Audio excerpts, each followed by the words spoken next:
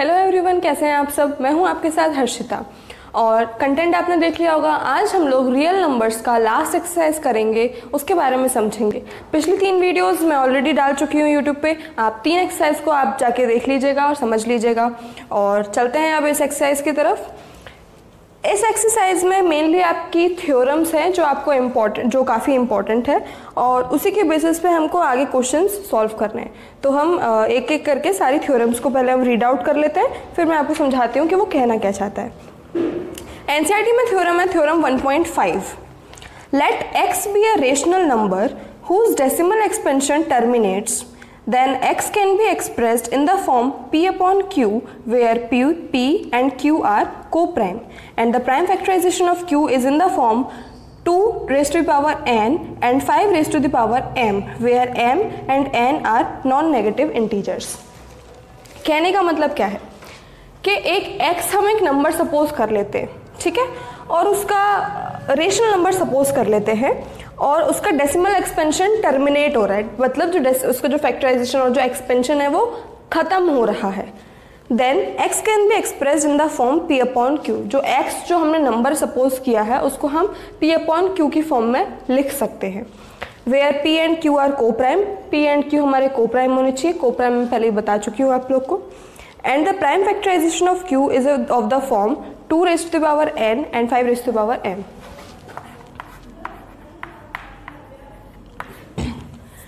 p upon q की form में कोई नंबर या फिर कोई दे रखा है हमें, ठीक है। q यहाँ पर हमें फैक्टराइज करना है। कैसे बताती हूँ। सपोज कीजिए कि q हमारा कोई भी एग्जांपल दे रखा है। q हमारा मान लीजिए कि है 4, ठीक है। अब इसका हम प्राइम फैक्टराइजेशन करेंगे। प्राइम जब हम फैक्टर्स इसके निकालेंगे तो यहाँ पे 4 का फैक्टराइजेशन हुआ 2 × 2 मीन्स इसको हम यूं भी लिख सकते हैं 2 का स्क्वायर। तो जो डिनोमिनेटर है जो q है उसका factorization 2 raised to the power n की फॉर्म में आ रहा है, ठीक है। यहाँ पे देखिए जो इसका फैक्टराइजेशन है उसमें एटलीस्ट जो 2 है वो 2 raised to the power n की फॉर्म में आ रहा है। इस वाले एग्जांपल में 5 raised to the power नहीं है लेकिन 2 raised to the power है। इसका मतलब क्या होगा कि जो इस काइंड के फैक्टराइजेशन होंगे जिसमें 2 raised to the power n और 5 raised to the power m आ रहा होगा वो हमारे होंगे टर्मिनेटिंग नंबर्स। मतलब कि हमें अगर दे रखा हो कि p अपॉन q, जैसे कि हमें दे रखा हो कि 2/4 को हमें डेसिमल एक्सपेंशन निकालना और ये समझाना है कि वो टर्मिनेट होगा कि नहीं होगा। टर्मिनेट मतलब जो डिवाइड करने पे डेसिमल के बाद एक पॉइंट पे जाके ख़त्म हो जाए, चलते नहीं जाए। और नॉन टर्मिनेटिंग क्या होते हैं, जो कि चलते जाए। और नॉन टर्मिनेटिंग सबसे पहले मैं आपको बताया था कि वो इरेशनल नंबर्स होते हैं और जो रेशनल नंबर्स होते हैं वो डेसिमल एक्सपेंशन में ख़त्म हो चुके होते हैं। इसमें यही है कि अगर हम इसका एक्सपेंशन निकालें, फॉर एग्जांपल अगर हम इसका एक्सपेंशन निकालें और डिनोमिनेटर हमारा 2 raised to the power n आ रहा है और 5 raised to the power m भी आ रहा है और अगर ये नहीं भी आ रहा, दोनों में से कोई एक भी आ रहा है, तो जो ये हमारा एक्सपेंशन होगा, डेसिमल एक्सपेंशन जो इसका इस नंबर का होगा x का मान लीजिए, वो हमारा क्या होगा, टर्मिनेटिंग, ठीक है। ये हमारी है थ्योरम 1.5। थ्योरम 1.5 और 6 में ज़्यादा डिफरेंस नहीं है, वही टर्मिनेटिंग डेसिमल एक्सपेंशन का है। मैं आपको पढ़ के सुनाती हूँ। Let x is equals to p upon q be a rational number such that the prime factorization of q is of the form 2 raised to the power n 5 raised to the power m, where n and m are non-negative integers, then x has the decimal expansion which terminates। देखिए x let p upon q एक rational number, कि p upon q की form में लिखा जा रहा है, means a rational number which is a rational number such that the prime factorization of q is of the form 2 raised to the power n and 5 raised to the power m। पहले वाले theorem की तरह q का जो हमारा decimal expansion होगा वो 2 raised to the power m के फॉर्म में आए और 5 raised to the power m की फॉर्म में आए। अगर डेसिमल एक्सपेंशन ऐसा आता है और m और n जो है वो हमारे नॉन नेगेटिव इंटीजर्स होने चाहिए, मतलब जो हमारे m डेसिमल एक्सपेंशन के और n वो नॉन नेगेटिव इंटीजर्स होने चाहिए, ठीक है। अगर ऐसा होता है और इस फॉर्म में डेसिमल एक्सपेंशन आता है तो हमारा जो x है वो टर्मिनेट होता है। ठीक है, ये थ्योरम इसलिए इंपॉर्टेंट है क्योंकि नेक्स्ट एक्सरसाइज में बिना डेसिमल एक्सपेंशन निकलवाए, बिना डिवाइड लगवाए वो हमसे पूछता है कि टर्मिनेट हो रहा है कि नहीं हो रहा। ठीक है, इसलिए ये इंपॉर्टेंट है। अब आ रही है हमारी next theorem, theorem 1.7। Let x is equals to p upon q be a rational number such that the prime factorization of q is not of the form 2 raised to the power n and 5 raised to the power m, where m and n are non-negative integers. Then x has a decimal expansion which is non-terminating, repeating. देखिए theorem 1.7 में x हमारा p upon q है जिसको हम rational number, it's rational number, ठीक है, such that the prime factorization of q is not of the form, इस not पे ध्यान दीजिएगा, is not of the form 2 raise to the power n and 5 raise to the power m।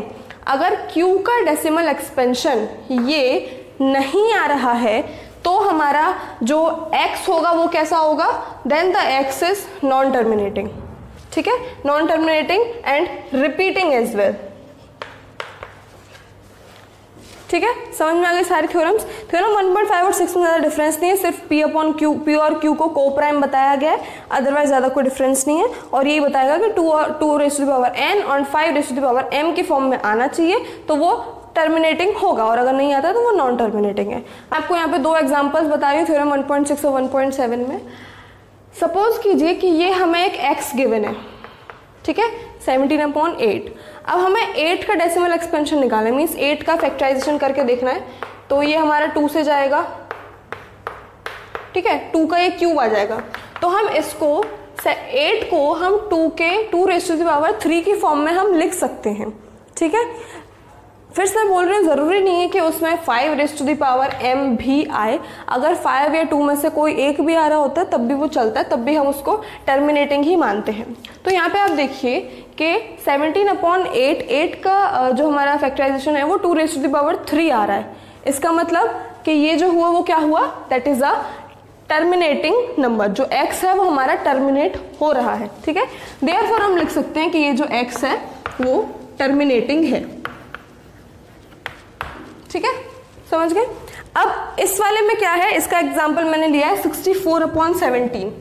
अगर हम 64 का factorisation करेंगे तो 2 का फॉर्म में आ जाएगा, 2 raise to the power n या n जो भी है आ जाएगा, लेकिन यहाँ 17 दे रखा है डिनोमिनेटर में। ध्यान रखिएगा, जब हम एक्सपेंशन निकालते हैं और ये बताते हैं कि टर्मिनेटिंग है या नहीं है तो हम सिर्फ q की बात करते हैं, सिर्फ हम q के बारे में देखते हैं। अब इसका अगर हम 2 से निकालना चाहेंगे फैक्टराइजेशन नहीं होगा, 5 से चाहेंगे 5 से भी नहीं होगा, ये सिर्फ किससे होगा, ये एक प्राइम नंबर है तो या तो ये खुद से जाएगा और 1 से जाएगा। तो इसके फैक्टराइजेशन में कहीं 2 रेज़ टू द पावर या 5 रेज़ टू द पावर कुछ भी नहीं आ रहा है। इसका मतलब ये क्या होगा, हमारा नॉन टर्मिनेटिंग। ठीक है, ये एक एग्जांपल लिया मैंने, ये एग्जांपल लिया। अब चलते हैं एक्सरसाइज के क्वेश्चंस की तरफ। एक्सरसाइज 1.4 का first question, without actually performing the long division, state whether the following rational numbers will have a terminating decimal expansion or non-terminating decimal expansion or repeating what. First part दे रखा है 13/3125। ये p upon q की form में है तो ये rational number definitely है। क्वेश्चन में भी हमें दे रखा है कि जो सारे नीचे नंबर्स हैं वो रेशनल नंबर्स हैं। अब हमें बताना है कि डेसिमल एक्सपेंशन टर्मिनेटिंग होगा या नॉन टर्मिनेटिंग रिपीटिंग होगा। ठीक है, मैंने आपको बताया था q के डेसिमल q के फैक्टराइजेशन से हमको मतलब होता है, मैंने यहाँ करके दिखाया है 3125। ये हमारा जब हम फैक्टराइज करेंगे तो ये सारा हमारा 5 से जाएगा।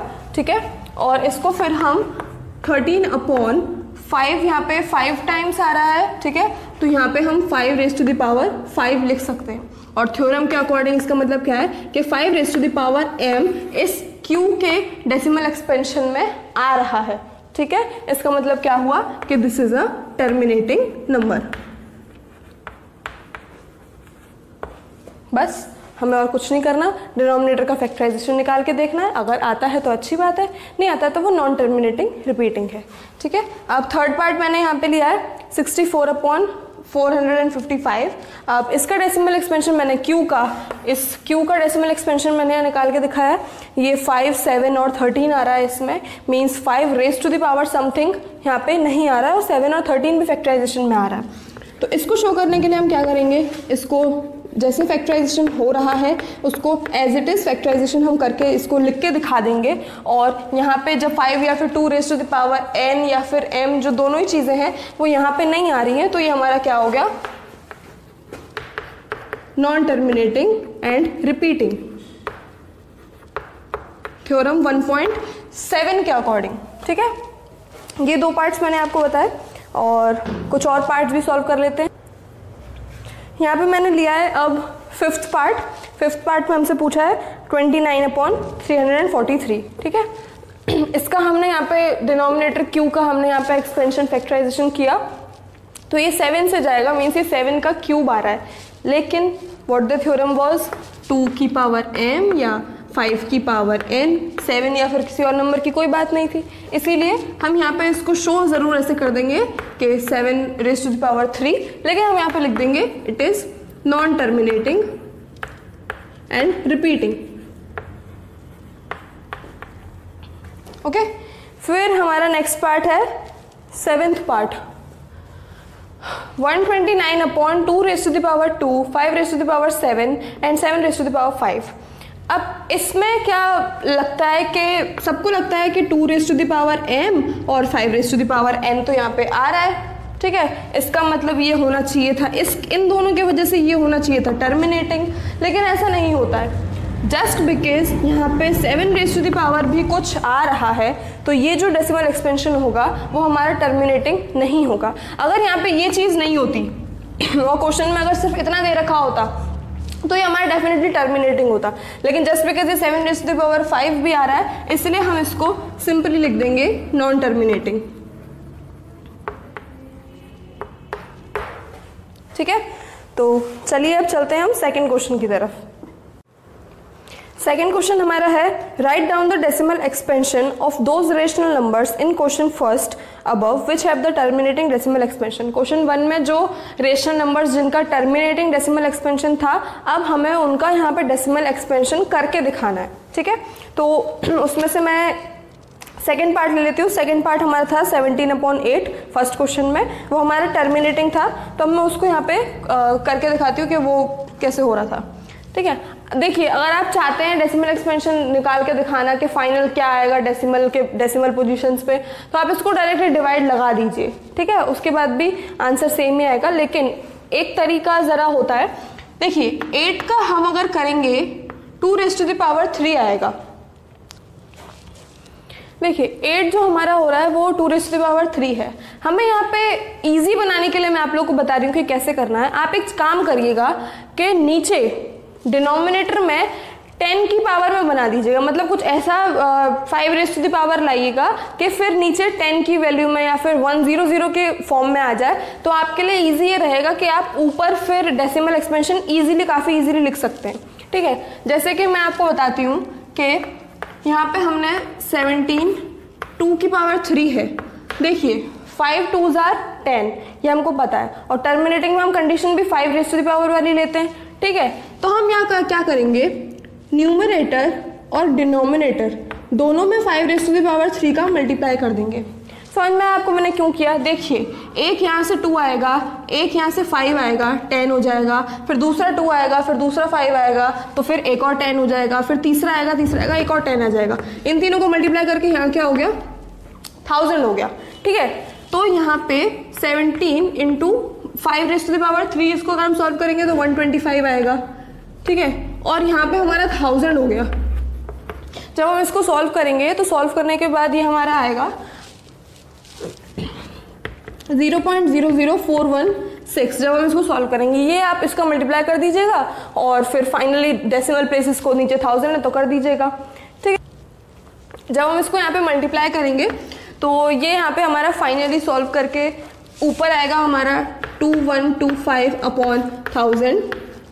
तो हमें पता है कि नीचे 3 0 है, तो उसका डेसिमल एक्सपेंशन हम क्या लिख सकते हैं, 2.125। तो हमारा फाइनल डेसिमल एक्सपेंशन जो होगा इस सेकंड पार्ट का, वो हमारा ये निकल के आ जाएगा।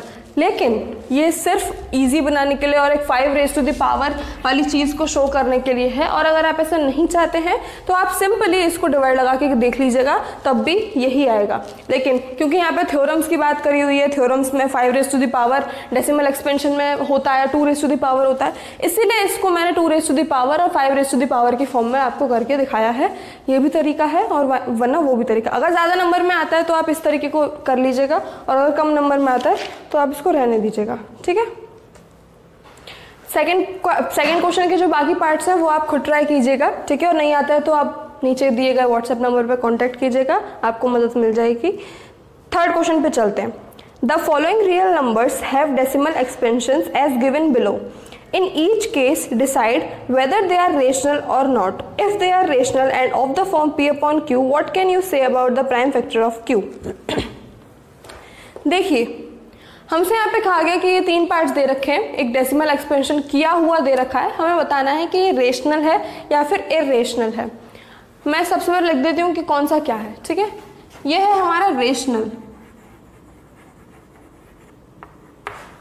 ये है हमारा इरेशनल,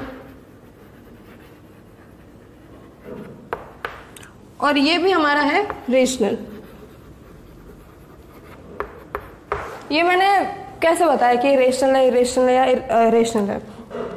देखिए, सिंपल सी बात है कि ये जो यहाँ डेसिमल एक्सपेंशन है वो एक पॉइंट पर जाके यहाँ पे ख़त्म हो चुका है, ठीक है। अगर यहाँ पे सो ऑन लगा होता तो वो ख़त्म नहीं हो रहा होता, जैसे कि इस पार्ट में लगा हुआ है कि ये नॉन रिपीटिंग और नॉन टर्मिनेटिंग है, इसका मतलब ये इरेशनल। फर्स्ट एक्सरसाइज की वीडियो में आपको बताया था कि इरेशनल नंबर्स वो भी होते हैं जो नॉन टर्मिनेटिंग और नॉन रिपीटिंग होते हैं। तो ये वाला जो है वो हमारा टर्मिनेट हो जा रहा है, ख़त्म हो जा रहा है, इसका मतलब ये है रेशनल नंबर। अब इसमें ये भी पूछा है कि आप प्राइम फैक्टर्स क्यू के प्राइम फैक्टर्स के बारे में क्या कह सकते हैं। तो हम सिंपली ये कहेंगे कि prime factors of Q is either of form 2 और 5, ठीक है। ऐसा हमने 2 और 5 और बोथ, एक और चीज है और बोथ, ऐसा हमने क्यों कहा? क्योंकि जब हम फैक्टराइजेशन करेंगे तो जो हमारी पिछली 3 थ्योरम्स थी उसके बेसिस पे रेशनल और टर्मिनेटिंग तभी है जब उसके डेसिमल एक्सपेंशन में 2 raise to the power 5, 2 raise to the power n या m raise to the power m आ रहा हो, कुछ भी आ रहा हो, ठीक है। तो हमसे ये पूछा कि हम q के बारे में क्या कह सकते हैं। तो सिंपली कि यहाँ पे ये रेशनल नंबर है और ये टर्मिनेट हो रहा है, इसका मतलब जो प्राइम फैक्टर्स होंगे q के डिनोमिनेटर के, जिसका भी ये है, जो ये किसी ना किसी p अपॉन q की फॉर्म का ही होगा जो डेसिमल एक्सपेंशन है। तो ये जो प्राइम फैक्टर्स होंगे q के डिनोमिनेटर के, वो आइदर ऑफ द फॉर्म 2 होंगे और 5 होंगे या फिर बोथ होंगे। सेकेंड क्वेश्चन में simply non terminating non repeating है, तो ये हमारा सिंपल इरेशनल है। और हमसे कहा है कि अगर वो रेशनल है तभी हमें कुछ कमेंट करना है, इरेशनल है तो हमें कुछ नहीं करना, तो हम इसको सिर्फ ऐसे लिखा रहने देंगे। थर्ड क्वेश्चन, थर्ड पार्ट में ये एक चीज़ दे रखी है, बार मतलब सेम चीज़ शुरू से सेम लिखी जाएगी, ठीक है। मतलब ये रिपीट भी होगा, ये नॉन टर्मिनेटिंग है बट रिपीटिंग है, इसका मतलब क्या होगा, ये रेशनल है। इरेशनल की सिर्फ एक ही कंडीशन होती है, non terminating, moving on, so on, come continues to go ahead, and non repeating, repeat भी नहीं होना चाहिए और टर्मिनेट भी नहीं होना चाहिए, दैट इज द इरेशनल। और रेशनल के में हम यहाँ पे रिपीट हो सकता है लेकिन नॉन टर्मिनेटिंग होता है, तो सिंपली ये हमारा रेशनल हो गया। और उसके बाद हमें क्यू के बारे में कमेंट करना है, तो हम सेम लिख देंगे, prime factors of Q is either of the form 2 और 5 और बोथ, ठीक है। इसी के साथ हमारा ये जो फर्स्ट चैप्टर है वो हमारा ओवर हो चुका है। और आपको अगर कोई भी समरी या फिर कोई भी मदद की ज़रूरत होगी तो आप बता दीजिएगा, आपके लिए वो प्रोवाइड हो जाएगी। थैंक यू, लाइक कीजिए, सब्सक्राइब कीजिए, बने रहिए।